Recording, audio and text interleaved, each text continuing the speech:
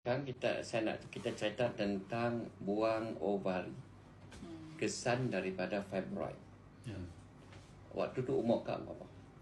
Saya tu umur 50. 50. Abang? Waktu tu? 54. 54. Kalau boleh elak, patut elak tak buang ovari ni? Kalau dapat elok, nak elok lah. Rahim dia buang, Rahim ovari satu buang. Ya. Jadi sekarang tinggal satu ovari. Dia satu ovari lagi. Oh, tak mau dua-dua. Tak. Minta maaf.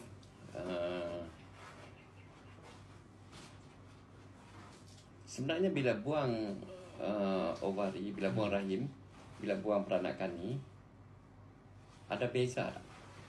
Dari segi rasa bagi seorang lelaki.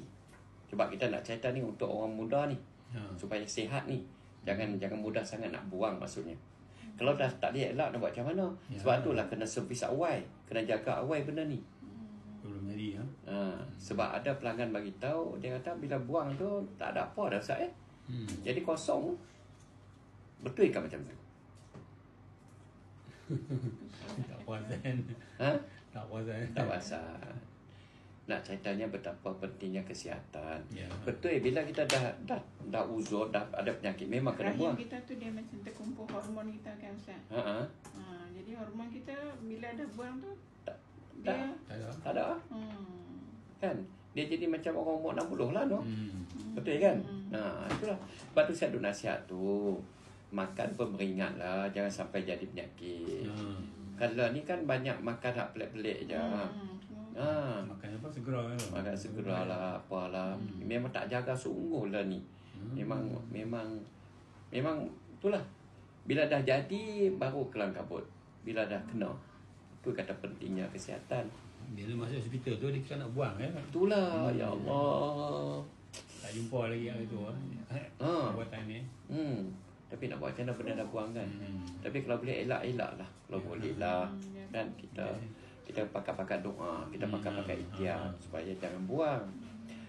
Lah ni sikit-sikit buang, sikit-sikit potong, sikit-sikit buang. Aduh. Ambil mudah. Ambil mudah, lepas tu tidurkan. Allah. Tak apalah kita hormat ilmu mereka, tapi nampak ambil mudah sangat. Ambil mudah sangat. Tak lah, kira baru minggu lepas baru buka dah minta jumpa. Baru. Tapi abang kata dulu dia pernah beli. Sabila hospital. Itulah. Abang pernah beli madu, tapi dia beli ubat tak pernah jumpa. Tak ada jumpa Ustaz. Beli madu Banyak tahun dulu lah, lama dah. Ya Allah, waktu sebelum buang dulu ni. Yang tu buang dah. Dah buang dah? Sebelum buang dah. Belum buang. Sebelum buang. Alamak. Makan sat, madu Tapi kan? kau tak makan. Abang. Abang makan. Pasal bakal tak makan. Kot lah nak jadi rezeki. Kita lain tapi lah. Kita nak bagi peringatan pada anak-anak muda ni kan.